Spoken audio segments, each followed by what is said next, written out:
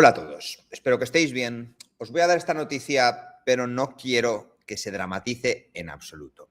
Posiblemente hayáis visto que el título o la miniatura pueden ser un poco dramáticos, pero prestad atención a este contenido porque realmente no hay tanto de lo que preocuparse como nos están haciendo creer los medios de comunicación. Tenemos que hablar del brote de antivirus Andes vinculado al crucero MV Ondius. Pero vamos a hacerlo con calma, con datos y sin convertir una noticia sanitaria en una película de catástrofes. Porque aquí hay dos cosas que deben convivir. Por un lado, hay un brote real, con fallecidos, con personas graves y con una operación internacional muy compleja. Por otro lado, los datos disponibles no apuntan a un riesgo real para la población española, ni a una nueva pandemia, ni a una situación similar a lo que vivimos en el año 2020 con el corona. La principal noticia que tenemos hoy en España es que uno de los 14 españoles evacuados del MV Ondius, que observamos aquí en directo cómo se bajaban del barco y cómo todo fue un poquito desastroso, la verdad, no vamos a negarlo. A día de hoy ya están saliendo imágenes de pacientes en el autobús sin mascarilla, trajes que se llevaban en la mano y, en fin, un desastre que no esperábamos de tal magnitud. Pero bueno, eso ya es más cuestión de opiniones. Y acá hay gente y medios de comunicación que han dicho que en realidad todo fue bien y que fue una transición bastante buena, bastante bien hecha. Bueno, uno de los 14 españoles y aislados en el Hospital Gómez Ulla de Madrid ha dado positivo en una primera PCR por antivirus. Es importante repetir la palabra provisional, porque todavía está pendiente la confirmación mediante una segunda prueba. También es importante repetir otra cosa. Esta persona no presenta síntomas y se encuentra en buen estado general. Según explicó el secretario de Estado de Sanidad, Javier Padilla, se trata de un hombre, pasajero del crucero, que permanece asintomático y bajo seguimiento clínico. Me pregunto si sería la misma persona que iba sin mascarilla en el autobús. Este paciente ya estaba aislado antes de conocerse el resultado. Al conocerse el resultado positivo provisional, las autoridades sanitarias decidieron reforzar aún más las medidas y trasladarlo a una unidad de mayor aislamiento. Es decir, no es una persona que haya estado circulando libremente por España, ni de alguien que haya llegado, se haya ido a su casa y después haya dado positivo.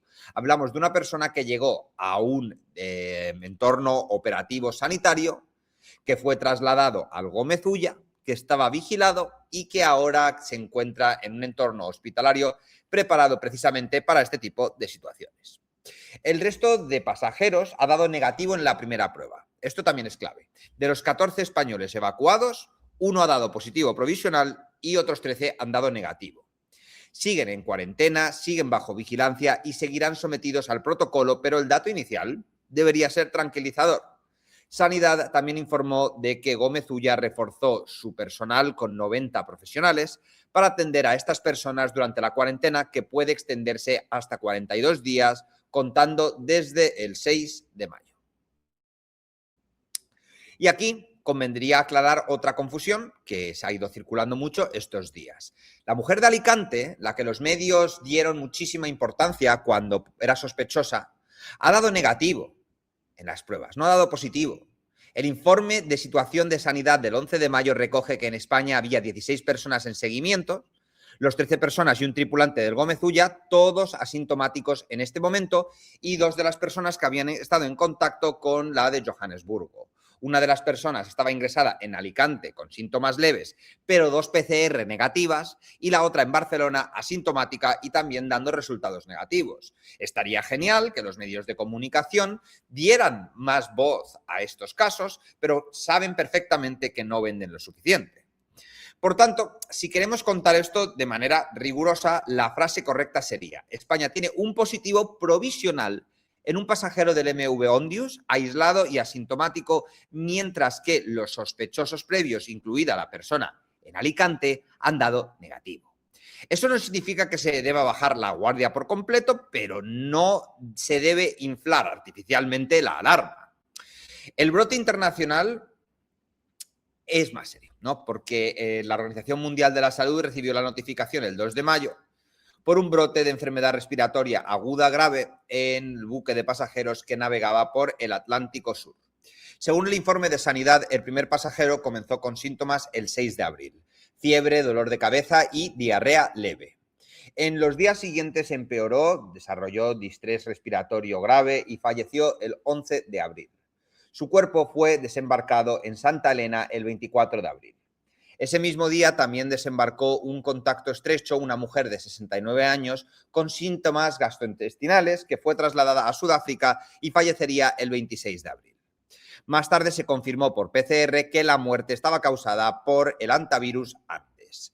Hasta el 11 de mayo, a las 14 horas, Sanidad hablaba de 10 casos relacionados con el brote, 7 confirmados por laboratorio y 3 probables. También hablaba de 3 fallecidos, 2 personas hospitalizadas en estado grave y una media de edad de 73 años entre los casos.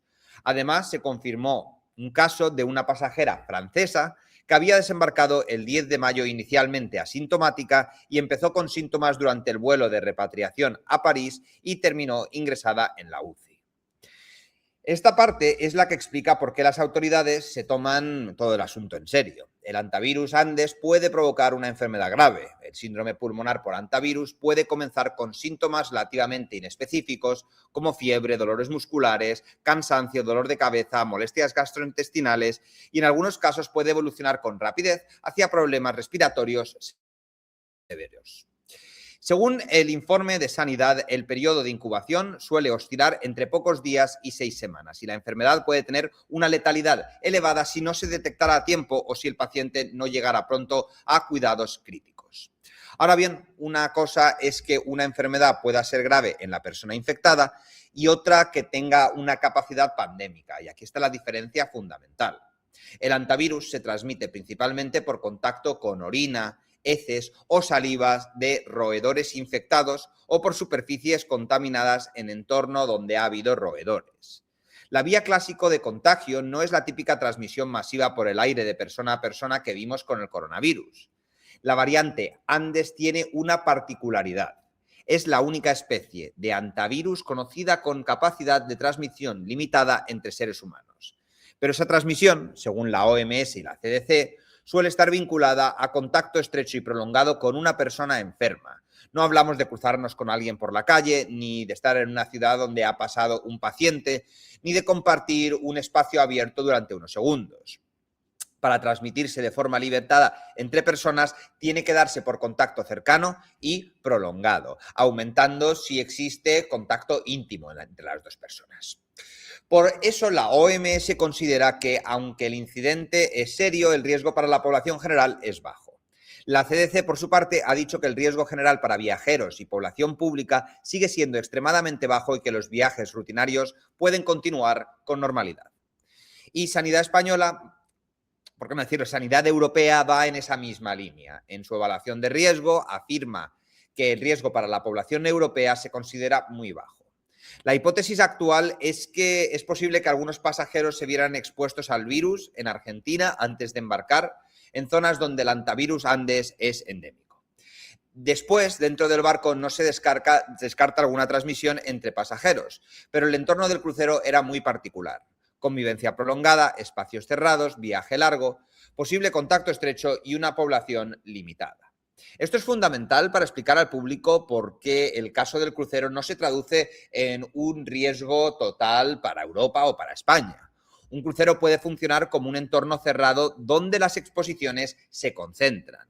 España, en cambio, recibe a estas personas dentro de un operativo.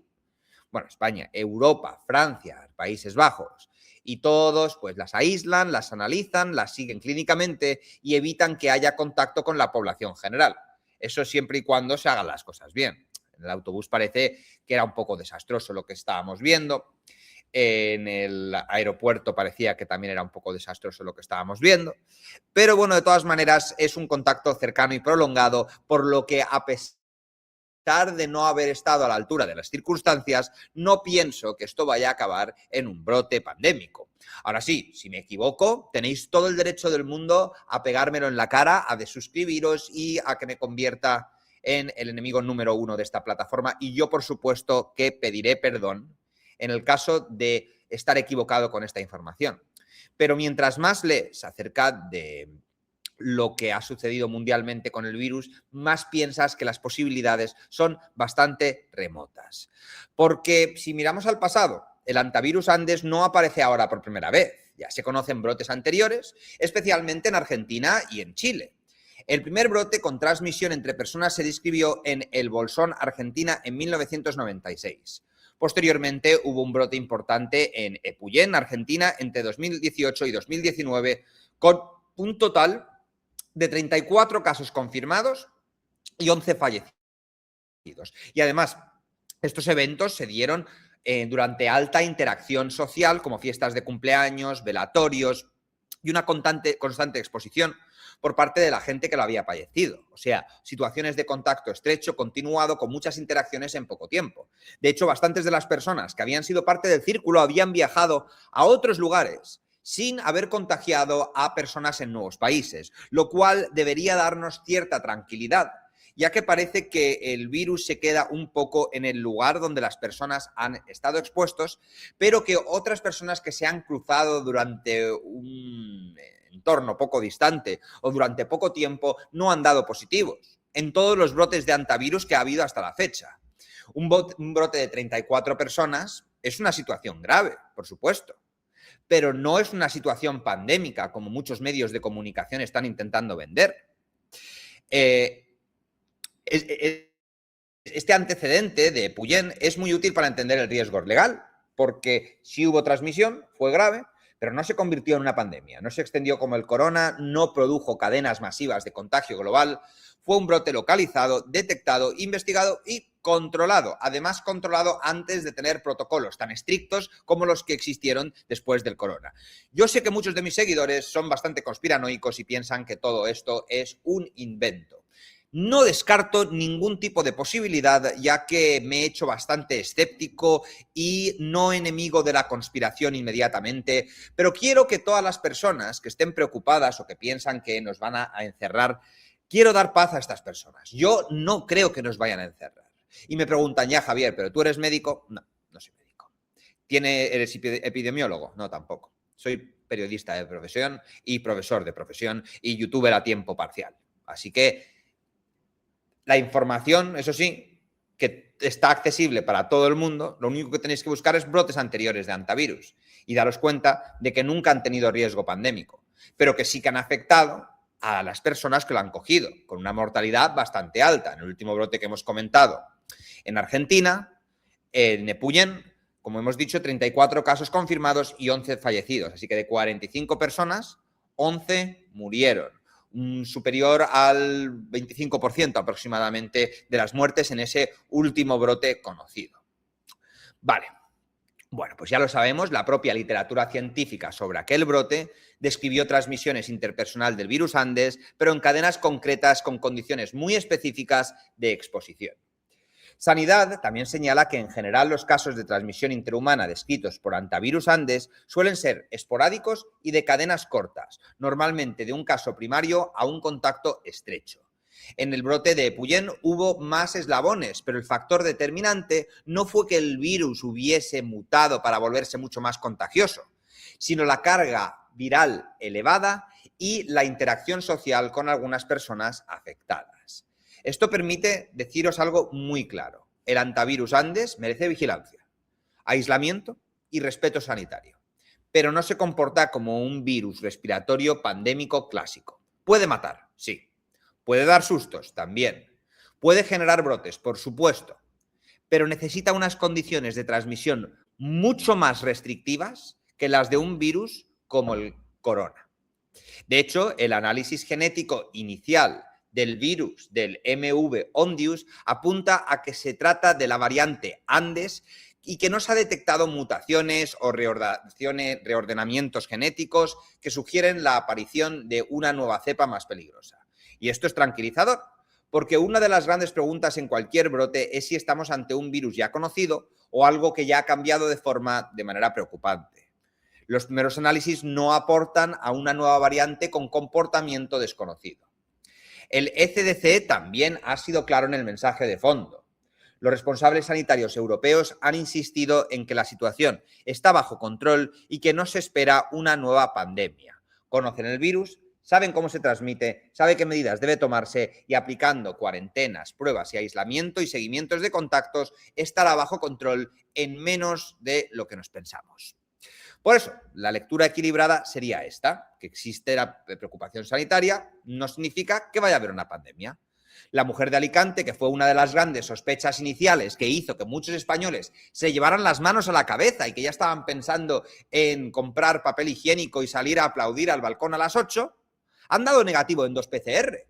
Y los medios de comunicación no le están dando bombo a esto. Así que el riesgo debería ser bastante bajo. Además, un detalle humano que no deberíamos olvidar. Estas personas llevan días viviendo una situación angustiosa.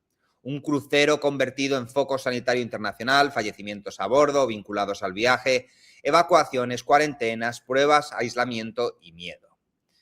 Se ha activado apoyo psicológico para los pasajeros y una cuarentena prolongada. Así que, en principio, ya debería estar todo bajo control. El positivo no es el infectado, ni un peligro, ni una amenaza. Es una persona que probablemente está aterradísima, aislada, alejado de todo el mundo, de su vida normal, esperando a la segunda prueba, pero sin ningún tipo de síntomas, lo cual es bastante tranquilizador. Así que, tranquilos, existe un potencial positivo o positivo provisional por antivirus en una primera PCR. No tiene síntomas, está en buen estado. Los otros 13 están todos perfectamente. La sospechosa de Alicante ha dado negativo. La persona de Barcelona ha dado negativo y es asintomática. Francia sí tiene una pasajera positiva y grave en la UCI, pero no hay indicios de que exista un nuevo brote relacionado con esta persona. Para todas las organizaciones, que yo sé que mucha gente, entre las cuales me incluyo, ha perdido confianza absoluta en la OMS, después del último virus. Pero todas ellas confirman que no hay riesgo. Y en la anterior dijeron que sí que la había, nos metieron en cuarentena, todos pillamos el corona, incluido yo 3 veces, y la mayoría pudimos sobrevivir. Así que, la conclusión de todo esto no es, no pasa nada, todo está genial. No todo está genial, han pasado cosas graves. Hay personas que han muerto, hay personas que están graves y hay un operatorio sanitario a nivel internacional de gran complejidad. Pero esto no es un vuelve el terror sanitario. La conclusión razonable es que estamos ante un brote localizado, vigilado y con protocolos en marcha con un riesgo bajo para la población. Y en una época en la que cualquier palabra como virus, crucero, cuarentena o positivo nos trae estrés postraumático de lo que vivimos hace 6 años, quizás lo más importante sea de momento mirar datos, separar sospechosos de positivos, subrayar que muchos sospechosos están dando negativos y recordar que la gravedad clínica no equivale automáticamente a riesgo pandémico. Si os gusta este tipo de contenido, os podéis suscribir, le podéis dar a like. Si no os gusta este tipo de contenido, le podéis dar a dislike y me podéis dejar un insulto ahí abajo. Comentarios es lo que apreciaría a todos los que hayáis visto este vídeo. Me gustaría saber qué pensáis vosotros.